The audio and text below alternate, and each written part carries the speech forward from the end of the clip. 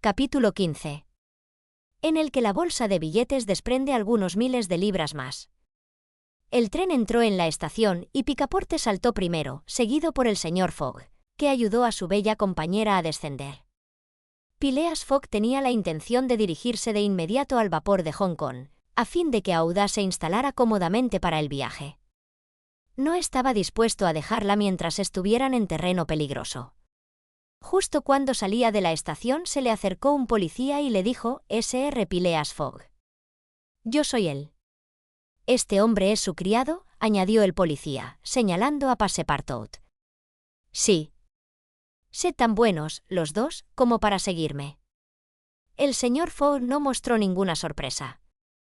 El policía era un representante de la ley, y la ley es sagrada para un inglés.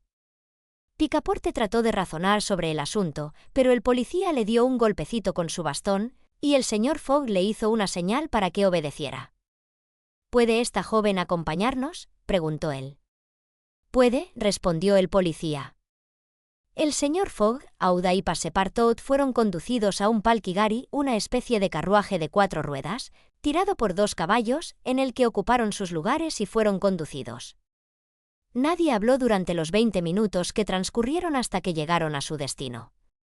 Pasaron primero por la ciudad negra, con sus calles estrechas, sus chozas miserables y sucias y su población escuálida. Luego por la ciudad europea, que presentaba un alivio con sus mansiones de ladrillo brillante, sombreadas por cocoteros y erizadas de mástiles, donde, aunque era temprano, iban y venían jinetes elegantemente vestidos y hermosos equipajes.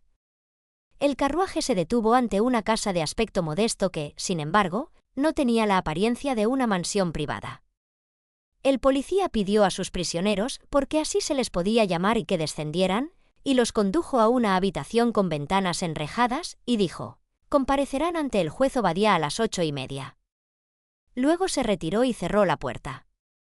«Pero si somos prisioneros», exclamó Picaporte, dejándose caer en una silla.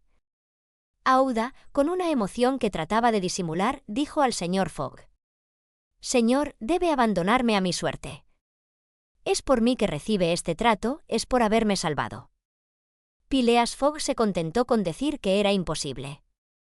Era bastante improbable que lo arrestaran por impedir un sute. Los denunciantes no se atreverían a presentarse con tal acusación. Había un error.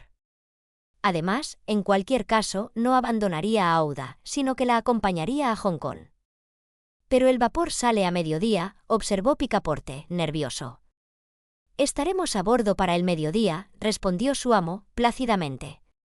Se dijo tan positivamente que Passepartout no pudo evitar murmurar para sí mismo: «Parbleu, eso es seguro. Antes del mediodía estaremos a bordo». Pero no estaba en absoluto tranquilizado. A las 8:30 se abrió la puerta, apareció el policía y, pidiéndoles que le siguieran, les condujo a una sala contigua. Evidentemente, se trataba de un juzgado, y una multitud de europeos y nativos ocupaba ya la parte trasera del apartamento. El señor Fogg y sus 2 acompañantes ocuparon sus lugares en un banco frente a los escritorios del magistrado y su secretario. Inmediatamente después entró el juez Obadiah, un hombre gordo y redondo, seguido por el secretario. Procedió a descolgar una peluca que colgaba de un clavo y se la puso apresuradamente en la cabeza. «El primer caso», dijo. Luego, llevándose la mano a la cabeza, exclamó: «Esta no es mi peluca». «No, su señoría», respondió el empleado, «es mío». «Mi querido señor Oysterpuff, ¿cómo puede un juez dictar una sentencia? ¿Sabia con una peluca de oficinista?». Se intercambiaron las pelucas. Picaporte se estaba poniendo nervioso, pues las manecillas del gran reloj que había sobre el juez parecían dar vueltas con terrible rapidez. «El primer caso», repitió el juez Obadiah. «¿Phileas Fogg?», preguntó Oysterpuff. «Estoy aquí», respondió el señor Fogg. «¿Passepartout?». «Presente», respondió Passepartout. «Bien», dijo el juez. «Os han buscado, prisioneros, durante 2 días en los trenes de Bombay». «¿Pero de qué se nos acusa?», preguntó Picaporte, impaciente. «Estás a punto de ser informado». Soy un súbdito inglés, señor, dijo Mr. Fogg, y tengo el derecho. ¿Has sido maltratado? En absoluto. Muy bien, que entren los denunciantes. Se abrió una puerta por orden del juez y entraron 3 sacerdotes indios. Eso es, murmuró Picaporte, estos son los pícaros que iban a quemar a nuestra joven. Se abrió una puerta por orden del juez y entraron 3 sacerdotes indios. Eso es, murmuró Picaporte, estos son los pícaros que iban a quemar a nuestra joven. Los sacerdotes ocuparon sus puestos frente al juez, y el secretario procedió a leer en voz alta una denuncia por sacrilegio contra Phileas Fogg y su criado, a quienes se acusaba de haber violado un lugar consagrado por la religión brahmánica.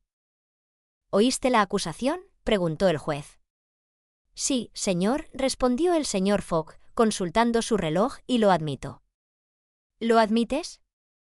Lo admito, y deseo escuchar a estos sacerdotes admitir, a su vez, lo que iban a hacer en la pagoda de Pillaji.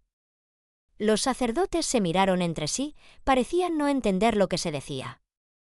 Sí, gritó Picaporte, acaloradamente, en la pagoda de Pillaji, donde estuvieron a punto de quemar a su víctima. El juez se quedó mirando con asombro, y los sacerdotes se quedaron estupefactos. ¿Qué víctima?, dijo el juez Obadiah. ¿Quemar a quién? ¿En el mismo Bombay? ¿Bombay?, gritó Passepartout. Ciertamente. No estamos hablando de la pagoda de Pillaji, sino de la pagoda de Malabar Hill, en Bombay.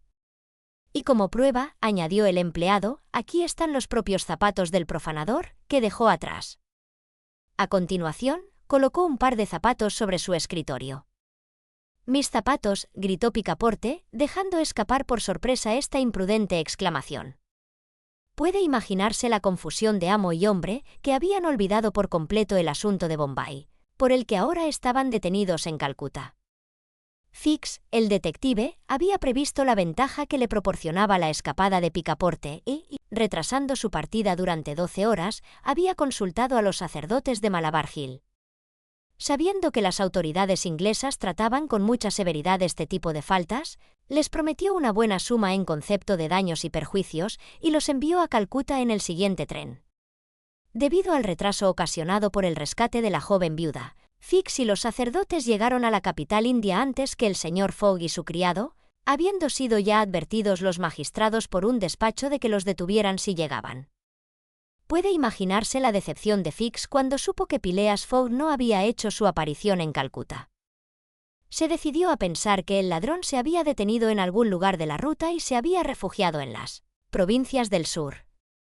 Durante 24 horas, Fix vigiló la estación con una ansiedad febril. Al fin se vio recompensado al ver llegar al señor Fogg y a Picaporte, acompañados de una joven, cuya presencia no supo explicar. Se apresuró a llamar a un policía, y así fue como el grupo fue detenido y llevado ante el juez Obadiah. Si Picaporte hubiera estado un poco menos preocupado, habría visto al detective instalado en un rincón de la sala del tribunal, observando los procedimientos con un interés fácilmente comprensible, ya que la orden no le había llegado a Calcuta, como lo había hecho en Bombay y Suez. El juez Obadiah había captado, por desgracia, la precipitada exclamación de Picaporte, que el pobre habría dado el mundo por recordar. ¿Se admiten los hechos?, preguntó el juez. Admitido, respondió el señor Fogg, con frialdad. Puesto que, reanudó el juez, la ley inglesa protege por igual y severamente las religiones del pueblo indio, y puesto que el hombre Passepartout ha admitido que violó la pagoda sagrada de la colina de Malabar, en Bombay, el 20 de octubre, condeno a dicho Passepartout a prisión durante 15 días y a una multa de 300 libras. 300 libras, gritó Picaporte, sorprendido por la magnitud de la suma. Silencio, gritó el alguacil. Y en la medida, continuó el juez, en que no se ha probado que el acto no haya sido realizado por la connivencia del amo con el sirviente, y como el amo en cualquier caso debe ser considerado responsable de los actos de su sirviente a sueldo, condeno a Phileas Fogg a una semana de prisión y a una multa de 150 libras. Fix se frotó suavemente las manos con satisfacción. Si Phileas Fogg podía estar detenido en Calcuta una semana, sería más que tiempo para que llegara la orden. Picaporte estaba estupefacto. Esta sentencia arruinaba a su amo. Una apuesta de 20.000 libras perdida, porque él, como un tonto precioso, había entrado en aquella abominable pagoda. Phileas Fogg, tan autocompuesto como si el juicio no le concerniera en lo más mínimo, ni siquiera levantó las cejas mientras se pronunciaba. Justo cuando el secretario llamaba al siguiente caso, se levantó y dijo: «Ofrezco fianza». «Está en su derecho», respondió el juez. A Fix se le heló la sangre, pero recuperó la compostura cuando oyó al juez anunciar que la fianza exigida para cada preso sería de 1000 libras.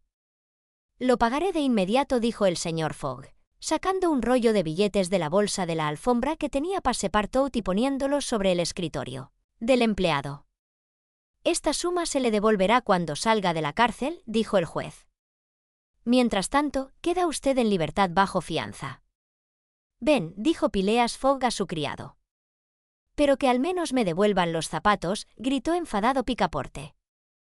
«Ah, son unos zapatos muy caros», murmuró cuando se los entregaron.